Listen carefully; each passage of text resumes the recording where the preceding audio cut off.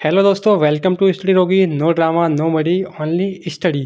तो टाइटल और थंबनेल देख के आप समझ गए होंगे कि वीडियो का टॉपिक क्या है आज का।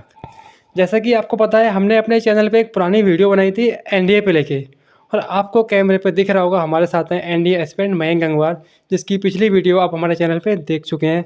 तो उस वीडियो पे आप लोगों का बहुत सारा प्यार मिला, बहुत सारे लाइक कमेंट मिले। तो कमेंट में हमने देखा तो आप लोगों के बहुत सारे डाउट थे। तो हमने सोचा क्यों ना है कि उन डाउट पे एक डाउट वीडियो बना दी जाए, जिससे आपके सारे सवालों के जवाब आपको मिल जाएं। तो एक एक करके आपके डाउट पे हम चर्चा करने वाले हैं कि आपके क्या क्या डाउट हैं, और उसके बाद भी अगर आपके कोई और डाउट रह जाएं तो आप उन डाउट को इस वीडियो को कमेंट में कर देना, या फिर हमें इंस्टा पे मैसेज कर देना। हम उनके डाउट भी आपको बता देंगे। तो आइए आपको मिलाते हैं मयंक गंगवार से, थोड़ा जानिए पहले इनके बारे में। Hello everyone, my name is Mayank Gangwar.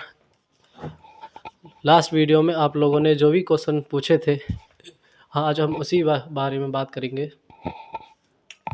तो अब हम जो आपके डाउट थे वो हम इनसे पूछेंगे। उससे पहले हम आपको बता दें, जब वो वीडियो आप लोगों ने देखी थी तो ये घर से ही अपनी एनडीए की तैयारी कर रहे थे, और बाकी का सारा आपने उस वीडियो में देख लिया होगा।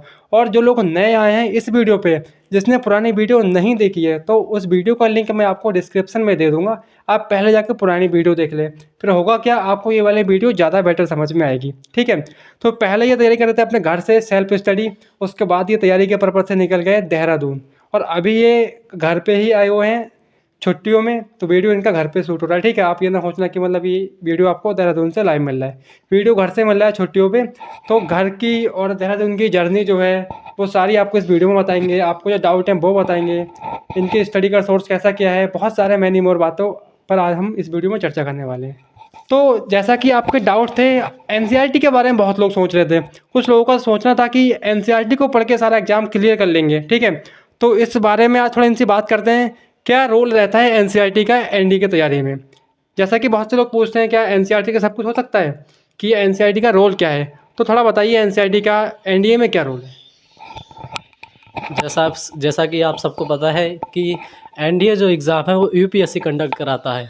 और आप यूपीएससी का कोई सा भी एग्ज़ाम दे, चाहे वो सिविल सर्विसेज का हो या चाहे सीडीएस का हो, चाहे एनडीए हो, उसके लिए आपको एक जो एनसीईआरटीज़ होती हैं वो पढ़ना बहुत इंपॉर्टेंट होती है। क्योंकि जो यूपीएससी क्वेश्चन करता है वो बहुत बेसिक से करता है, इसलिए आपको एनसीईआरटी पढ़ना बहुत ही ज़रूरी है। लेकिन ये भी नहीं है कि सिर्फ एनसीईआरटी करके ही आप एग्ज़ाम क्वालिफाई कर सकते हैं। आपके लिए बुक भी, मतलब जो एक्स्ट्रा बुक्स है वो भी मतलब कि आपको सॉल्व करनी चाहिए। जैसे मैथ के लिए आप देखें तो एनसीईआरटी आपको करना चाहिए, क्योंकि वो एनसीईआरटीज़ में ये होता है कि एक एक लाइन बहुत ही बेसिक से होती है। और यूपीएससी भी वही पूछता है, मिनिमम 30 से 40 क्वेश्चंस वो बहुत ही बेसिक से पूछता है। और जो बच्चा छोड़ देता है, जो एनसीईआरटीज़ नहीं पढ़ता है, जो बेसिक से नहीं पढ़ता है, वो उनको कर ही नहीं पाता है, क्योंकि उनके समझ में नहीं आता वो क्वेश्चन एक्चुअली है क्या। इसलिए आपको एनसीईआरटी पढ़ना बहुत ही मस्ट है अगर आप यूपीएससी की प्रिपरेशन कर रहे हैं, चाहे वो एनडीए हो, सीडीएस हो, कुछ भी हो। तो इसलिए आपको एनसीईआरटी पढ़ना चाहिए। लेकिन आपको उनके अलावा भी एक्स्ट्रा बुक सॉल्व करनी चाहिए। जैसे मैथ के लिए आर.एस. अग्रवाल काफ़ी अच्छी बुक है, वो आपको सॉल्व करना चाहिए उसे। चाहे आप पाथफाइंडर ले लें, कोई सी बुक ले लें, लेकिन एनसीईआरटी के अलावा आपको पढ़ना चाहिए।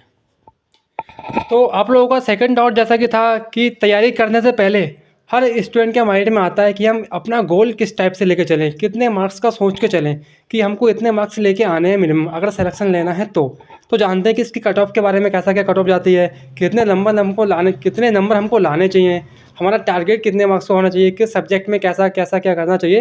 वो सारी बातों पर इस डाउट के बारे में आपका आंसर देते हैं। ठीक है। जैसा कि आप सबको पता है एनडीए 900 नंबर का होता है। तो आपको मिनिमम बहुत, अगर मैं एक आपको एवरेज बताऊं कि हर स्टूडेंट ला सकता है 400 प्लस नंबर आराम से, बहुत अच्छे से। मैं ज़्यादा तैयारी भी, हार्ड तैयारी भी नहीं, आराम से ला सकता है। और ये बहुत ही एक अच्छा स्कोर रहता है एनडीए में, आप 400 प्लस ला सकते हैं। वैसे तो अगर कट ऑफ की बात करें तो मैक्सिमम अभी तक 360 गई है, जो मतलब कि काफ़ी मतलब ठीक है, इतनी ज़्यादा भी नहीं है, आराम से लाई जा सकती है। आप आराम से कर सकते हैं, मतलब कि 360 प्लस अच्छा स्कोर रहता है। अच्छा, वो जो टोटल जो इसमें मार्क्स होते हैं मतलब वो 900 होते हैं, जी। और 900 में से आपको 360 370 का टारगेट करना है। टारगेट तो आप मतलब ज़्यादा का करें, लेकिन जो कट ऑफ जाती है अभी 360 से कभी ऊपर नहीं गई है। जो कट ऑफ है 900 में से 360 जाती है। ठीक है, तो आप लोगों को आंसर मिल गया, वो कट ऑफ 360 जाती है। लेकिन अगर आप तैयारी कर रहे हो, सिलेक्शन फर्स्ट अटैम्प्ट में लेना चाहते हो, तो मिनिमम देखो 50% तो मेरे अकॉर्डिंग लेके चलो कि आपको 50% मतलब वही 450 के समथिंग लाने हैं। क्योंकि आप 450 सोचोगे तो 450 आएंगे नहीं, आप 450 सोच के चलोगे तो वो कट ऑफ के समथिंग आपके आ पाएंगे। तो आप ये सोच के चलो कि 50% आपको लेके आने है। अब आप ये मत सोचो कि 50% में सिलेक्शन कैसे हो जाता है। यूपीएससी की कट ऑफ ऐसे ही जाती है। यहाँ पे ये एसएससी या बाकी वनडे एग्जाम नहीं है कि आपने अभी रेलवे में देखा होगा 90+ जा रही है, तो उतना इसमें नहीं होता है। 50% लेके सोच के चलो, 50% बहुत है। और जैसा कि भाई ने बताया कि 900 में से 360 370 के समथिंग आपका सिलेक्शन हो जाएगा, कट ऑफ में आप फंस जाओगे। तो आपका टारगेट जब 450 का होगा तो 360 70 80 ला सकते हो। ओके, नेक्स्ट डाउट जैसा कि आपका था कि कोचिंग का क्या रोल है, एनडी की तैयारी में कोचिंग का क्या रोल है। क्योंकि पिछले वीडियो में आपको भाई ने बताया था कि वो घर से ही तैयारी कर रहे थे और उसके कुछ दिन बाद वो तैयारी के लिए देहरादून निकल गए थे। तो अभी इनकी तैयारी देहरादून से ही चल रही है। तो इस बारे में बहुत सारे लोगों का डाउट थे कि कोचिंग ज़रूरी है क्या, घर से बाहर जाना ज़रूरी है क्या, घर से तैयारी नहीं कर सकते। तो इस बारे में थोड़ी जानकारी आपको बताते हैं, ठीक है। जैसे कि पिछली वीडियो जब मैंने शूट की थी ऋतिक भाई के साथ में, तो मैं उस टाइम घर पे ही था और मैं कोचिंग नहीं कर रहा था। फिर मुझे लगा कि एक बार मुझे वहाँ उस जगह जाना चाहिए जहाँ कोचिंग का हब है। जैसे डिफेंस के लिए देहरादून एक बहुत बड़ा हब है, वहाँ पर बहुत सारे बच्चे जाते हैं। तो मैं भी चला गया, लेकिन मैंने वहाँ कोचिंग नहीं की। मैंने सिर्फ देखा माहौल की, जब बच्चे वहाँ कोचिंग करते हैं क्या है कैसा क्या है। तो वहाँ जाके मुझे बहुत बहुत अच्छी कोचिंग है, नाम तो नहीं लूँगा मैं वरना बहुत ही ज़्यादा हेड स्प्रेड होगा, लेकिन बहुत बहुत अच्छी कोचिंग जो देहरादून की सबसे अच्छी कोचिंगें हैं। मैंने वहाँ का भी हाल देखा, कुछ नहीं है उन कोचिंगों में। वो बस एक वो अपना देते रहते हैं, उन्हीं को पढ़ो। इतने अच्छे सिलेक्शन नहीं आते जितना वो मतलब बैनर पे छापते हैं। मुश्किल से एक दो बच्चे अच्छा परफॉर्म कर देता है, वो उसकी मेहनत होती होगी। मुझे तो नहीं लगता कोचिंग ऐसा कुछ कराती है। आप अगर सेल्फ तैयारी कर रहे हैं, यूपीएससी जैसे यूपीएससी है, तो उसकी अगर आप सेल्फ तैयारी कर रहे हैं वो बहुत ही ज़्यादा अच्छा है अगर आप कहीं कोचिंग ले रहे हैं। क्योंकि यूपीएससी तो आप सेल्फ से ज़्यादा अच्छे से प्रिपेयर कर सकते हैं अपने लिए।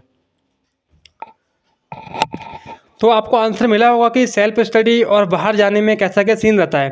क्योंकि जो इंसान कहीं नहीं गया होता है तो उसके माइंड में ये रहता है कि शायद हो सकता है बाहर जाके हमें कोई वहाँ कुछ घोर के बुला दे तो हमारा सिलेक्शन तुरंत हो जाएगा।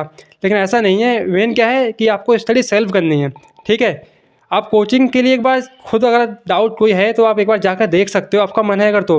लेकिन ऐसा ज़रूरी नहीं है कि आपको कहीं बाहर जाना है तभी आपकी तैयारी हो पाएगी, राइट। आप तैयारी चाहो तो घर से भी कर सकते हो, लेकिन अगर आपका मन है बाहर का माहौल देखना कि एक आपको स्टडी वाला माहौल चाहिए, जैसा कि भाई ने बताया डिफेंस के लिए देहरादून एक स्टडी का हब है, तो आप वहाँ जा सकते हो देखने के लिए कैसा क्या है। कुछ टाइम रहो, उसके बाद अच्छा ना लगे वापस आ जाओ। लेकिन अगर सिलेक्शन लेने के लिए वहाँ जाना ही जाना है ऐसा सोचो आप, तो ये बिल्कुल रॉन्ग है कि वहाँ जाना है तभी सिलेक्शन होगा। आप घर से भी कर सकते हो। मेन चीज़ क्या है कि आपको गाइडेंस ठीक मिलनी चाहिए। नेक्स्ट, बहुत लोगों ने पूछा था कि इंग्लिश का इंडिया में बहुत रोल रहता है और बहुत से लोग बोल रहे थे कि हमें इंग्लिश नहीं आती है, इंग्लिश से बहुत डर लगता है। इसका इंटरव्यू क्या इंग्लिश में ही होगा, हिंदी में नहीं हो सकता क्या? इसका एग्ज़ाम हिंदी में होता है या इंग्लिश में होता है? मतलब मेन क्या है कि इंग्लिश के बारे में पूछा था, इंग्लिश को कैसे कवर करें, एग्ज़ाम प्रोसेस और एसएसबी इंटरव्यू जो भी है इसका वो इंग्लिश में होगा या हिंदी में होगा। अगर हमें इंग्लिश नहीं आती तो फिर हमें इसकी तैयारी करनी चाहिए या नहीं चाहिए, या फिर हमने इंग्लिश में कुछ सुधार करें, कोई तरीका है जिससे हम इंग्लिश अपनी अच्छी कर पाएँ? उसके बारे में थोड़ा बताइए व्यूअर्स को। बहुत ही अच्छा सवाल है, क्योंकि कोई भी अगर बच्चा, अगर कोई भी स्टूडेंट है, एस्पिरेंट है जो एनडीए की या सीडीएस की प्रिपरेशन के लिए आता है, उसके मन में कहीं ना कहीं तो रहता है कि मेरी इंग्लिश अच्छी नहीं है, मैं कैसे कर पाऊँगा, मेरा इंटरव्यू कैसे जाएगा। तो मैं एक चीज़ बहुत अच्छे से बताना चाहूँगा, English is necessary but not compulsory. आपको इंग्लिश आनी चाहिए, बेसिक इंग्लिश सबको आती है। ये ज़रूरी नहीं कि आपको बिल्कुल फ्लुएंट इंग्लिश चाहिए या बहुत ही अच्छे से आती होगी तभी आपका सिलेक्शन होगा। नहीं, ऐसा नहीं है। आपको बेसिक इंग्लिश आनी चाहिए और वो मुझे लगता है हर किसी को आती है जो पढ़ाई कर रहा है। और बात रही अब एग्ज़ाम के लिए तो आपको बुक्स हैं उससे पढ़ो। इंटरव्यू के लिए तो आप बाद में देखना, पहले रिटर्न तो क्वालिफाई हो। अच्छा, बहुत से लोग हैं जिसने कभी इंग्लिश पढ़ी ही नहीं। बहुत से लोग हैं जिसने कभी इंग्लिश पढ़ी ही नहीं अपनी एकेडमिक लाइफ टाइम पे, तो उनके लिए लगेगा इंग्लिश बहुत बड़ी चीज़ है, बहुत हवा टाइप की है। जैसे अगर आपने किसी सब्जेक्ट को स्टार्टिंग से नहीं पढ़ा है तो वो आपको बिल्कुल अजीब लगेगा। जैसे अपन लोगों ने अभी आज तक उर्दू नहीं पढ़ा, अपन लोग को सामने उर्दू की बुक ले दी जाए तो कुछ समझ में नहीं आएगा। तो ऐसा ही बहुत लोग ऐसे होंगे व्यूअर्स जो कमेंट कर रहे हैं, उन्होंने इंग्लिश कभी पढ़ी ही नहीं होगी, तो वो डर रहे होंगे अब एनडीए में तो इंग्लिश का रोल है, फिर हम कैसा क्या करें? तो वो लोग कुछ कर सकते हैं एनडीए में लाइन में आके? हाँ जी, ज़रूर कर सकते हैं, क्योंकि किसी भी लैंग्वेज के लिए सीखना इतना मतलब टफ़ नहीं, बहुत दूर से टफ़ लगती है। जब तक आप उसको पढ़ेंगे नहीं, उसको समझेंगे नहीं, तब तक तो टफ़ लगेगी ही। मुझे लगता है कि आप 3 महीने समथिंग में बहुत अच्छे से इंग्लिश को प्रिपेयर कर सकते हैं, बोलने के लिए या फिर अपने एग्ज़ाम के लिए, किसी भी एग्ज़ाम के लिए 3 महीने सफिशिएंट है इंग्लिश के लिए। इंग्लिश का कोई सोर्स सेल्फ स्टडी वालों के लिए, जहाँ से बेसिक क्लियर कर सकें वो अपनी? इंग्लिश के बहुत सारे सोर्स हैं वैसे तो, आपको जहाँ से अच्छा लगे वो कर सकते हैं। लेकिन एक यूट्यूब पर चैनल है स्पोकिंग इंग्लिश गुरु, वो बहुत ही अच्छे डिटेल से बताते हैं और उनके करीब 6 मिलियन प्लस सब्सक्राइबर हैं। मुझे वो काफ़ी उन्हें पर्सनली अच्छा लगता है उनसे, मतलब कि उनकी वीडियोज़ आती है मैं ज़रूर देखता हूँ और काफ़ी नॉलेजेबल होती है उनकी वीडियो। मुझे लगता है आपको वो एक बार चेकआउट करना चाहिए। बाकी तो बुक्स हैं, नीतू मैम वाली ले लो, कैडी पब्लिकेशन वाली, काफ़ी अच्छी बुक है वो, हर किसी कंपटीशन के लिए। तो आपको इंग्लिश का भी आंसर मिल गया, वो कैसा क्या करना है। ये नहीं है कि आपको इंग्लिश नहीं आती तो आप तैयारी शुरू ही ना करें।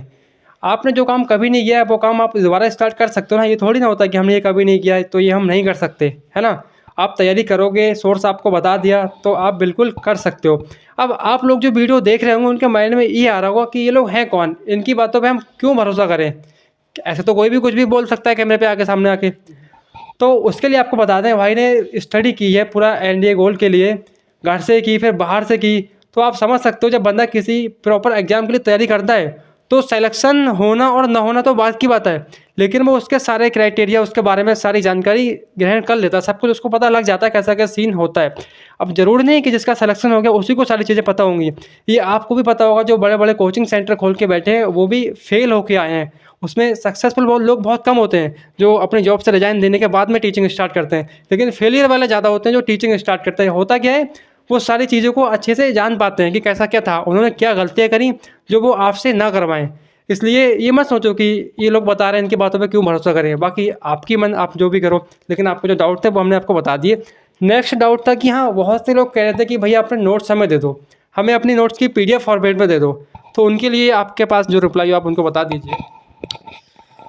सबसे पहले मैंने जो भी कॉपी में अपना जो भी लिखा है, मैंने जो भी नोट्स बनाए हैं, वो तो मैं पीडीएफ में ऐसे कैसे दे सकता हूँ, फ़ोटो क्लिक करके ही देना पड़ेगा। लेकिन मेरे हिसाब से मैंने जितना भी अभी तक मतलब कि एक्सपीरियंस किया है एस्पिरेंट लाइफ में, अपने नोट्स, अपने हाथ से जो नोट्स होते हैं किसी भी बुक से ज़्यादा बहुत ज़्यादा अच्छे होते हैं। वो जल्दी रिमेंबर हो जाते हैं, अच्छे से लर्न हो जाते हैं। आपको पता होता है कहाँ पर क्या है। जब नोट्स बनाने हैं तो अपने अपने उससे बनाओ, अपने आप से बिल्कुल। आपके लिए अपने हैंड राइटिंग में जो नोट्स होते हैं वो आपके लिए ज़्यादा अच्छे होंगे जो भी आप बुक से पढ़ते हैं। क्योंकि लेकिन आप ऐसा नहीं है कि अपने आप ही बनाएं, लोगों के वीडियोस देखें, जो इंटरव्यू होते हैं वो देखें, जो भी ईयर 1 ईयर 2 होते हैं उनको देखें, वो बताएंगे आपको कि नोट्स कैसे बनाते हैं। उनसे बस आइडिया ले सकते हैं, लेकिन नोट्स आपको ही बनाना है वो। तो जैसा कि भाई ने बताया कि नोट्स आपको अपने हैंड रिटन चाहिए, वो ऐसा इसलिए क्योंकि जब आप रिवीजन करोगे तो आपको बहुत अच्छे से समझ आ पाएगा। अगर आपको किसी दूसरे के नोट्स की पीडीएफ लेनी है तो उससे अच्छा मार्केट में बहुत सारे राइटर की बुक हैं, आप किसी की बुक ले सकते हो, उससे पढ़ लो। तो फिर नोट्स में और बुक में कोई डिफरेंट भाई नहीं रह जाएगा। अगर आपको किसी और का नोट्स चाहिए तो आप कोचिंग में, दिल्ली में हर कोचिंग में नोट्स बिकते हैं, कहीं से भी किसी की पीडीएफ ले सकते हो, ऑनलाइन बिकते हैं, कहीं से ले सकते हो। तो इसलिए अच्छा क्या है कि आप खुद के नोट्स बनाओ, दोबारा रिवीजन में आपको बहुत अच्छे से समझ आएगा। और बहुत सारा चीज़ें क्या होती हैं, जब आप नोट्स बनाओगे ना तो माइंड में खुद से ही सेव हो जाएंगी, तो आपको दोबारा उनका रिवीजन करने की भी ज़रूरत नहीं पड़ेगी। लेकिन आप कोई बुक लोगे या किसी के नोट्स लोगे तो बिल्कुल सब न्यू नहीं होगा, तो उसमें आपको समझने में भी टाइम लगेगा, लर्न करने में भी टाइम लगेगा, रिवीजन करने में भी थोड़ा अजीब लगेगा। इससे सबसे अच्छा क्या है, आप नोट्स खुद के बनाओ। नेक्स्ट एक बहुत बड़ा डाउट था, डाउट समझ लो चाहे पर्सनल सजेशन समझ लो, जो भी समझो, आपको हम लास्ट में बता दें कि इन्होंने घर पे और बाहर दोनों जगह तैयारी स्टार्ट की। तो दोनों जगह में इनको क्या अंतर लगा, जो इन्होंने घर पे तैयारी की और जो बाहर तैयारी की, और अब ये क्या कर रहे हैं, इन्होंने कितने अटैम्प्ट दिए, क्या चल रहा है इनका एनडी के लाइन में, वो आपको बता दें। क्योंकि बहुत लोग पूछते हैं ना कमेंट में, भैया आपका हो गया, आपने कब अटैम्प्ट दिया, कितने आपके मार्क्स आए, मैनी मोर बातें। तो पूछते हैं पहले तो ये कि घर पे और देहरादून में इनको अंतर क्या लगा, वहाँ तैयारी करने में और यहाँ पर तैयारी करने में। घर पे और देहरादून तैयारी करने में मुझे एक ही बात का बहुत अंतर लगा, माहौल।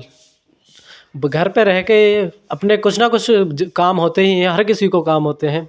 आप अगर पढ़ाई कर रहे हो तो तब तक मम्मी ने बोल दिया कि ये कर दो, तो आपका जो भी माइंड था वो उधर डाइवर्ट हो गया, तो फिर आप जितनी पढ़ाई की थी वो आप दिमाग से निकल जाएगी।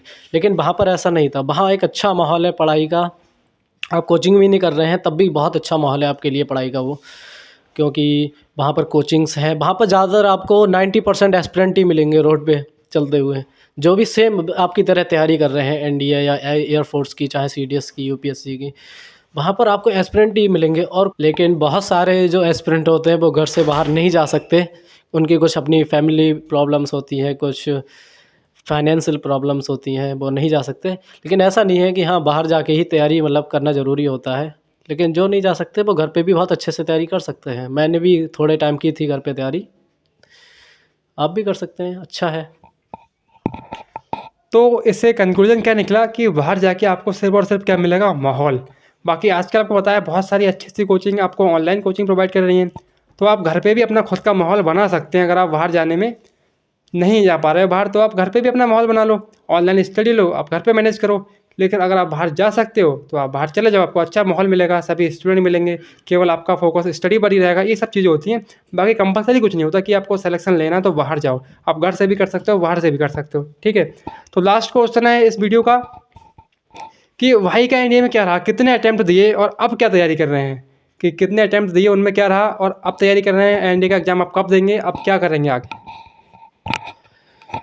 मैंने अपना लास्ट अटैम्प्ट अभी यही दिया था नवंबर में, 14 जो नवंबर में था, और मेरा रिटर्न क्वालिफाई नहीं हो पाया बिकॉज़ ऑफ माय मैथ।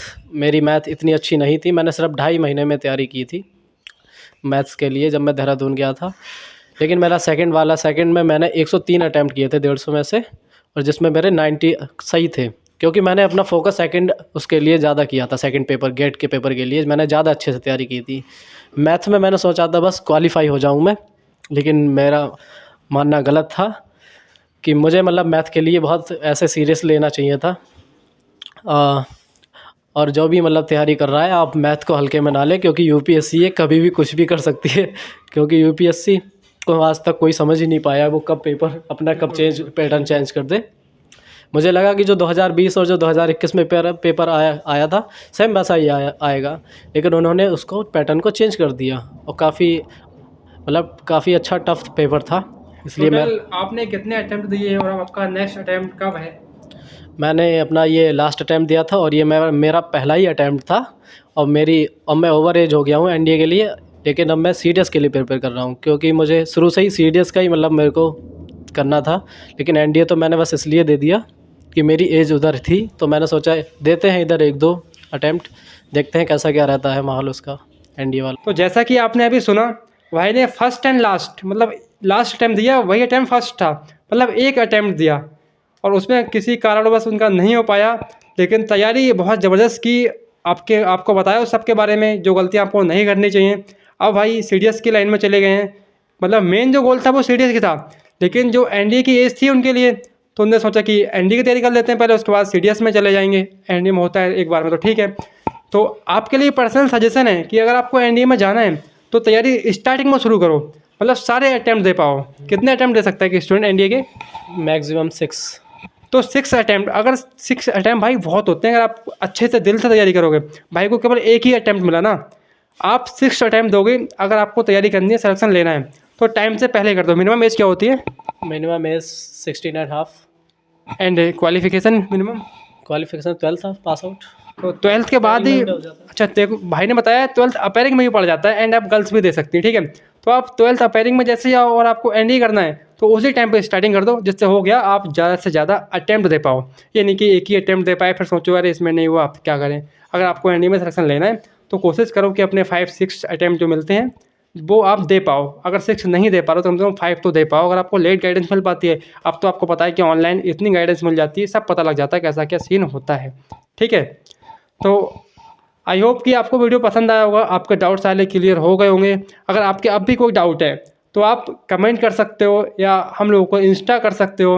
जैसा कि आपको पता ही है मेरा इंस्टा प्रिंस ऋतिक गंगवार, जैसा कि एंड मैंने अदर वीडियो में बताया है, अपना इंस्टा @प्रिंस ऋतिक गंगवार, आप वहाँ पर जाकर कोई भी क्वेरी पूछ सकते हो। या तो आई होप आपको सारी जानकारियाँ मिल गई होंगी।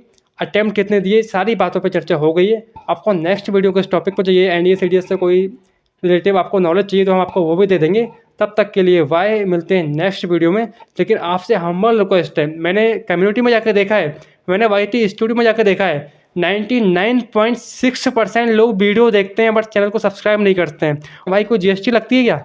नहीं लगती। तो सब्सक्राइब करके घंटे वाला बटन दबा देना, हम्बल रिक्वेस्ट है आपसे। क्यों है वो आप सबको पता है। तो तब तक के लिए बाय, मिलते हैं नेक्स्ट वीडियो में। चलते हैं फिर।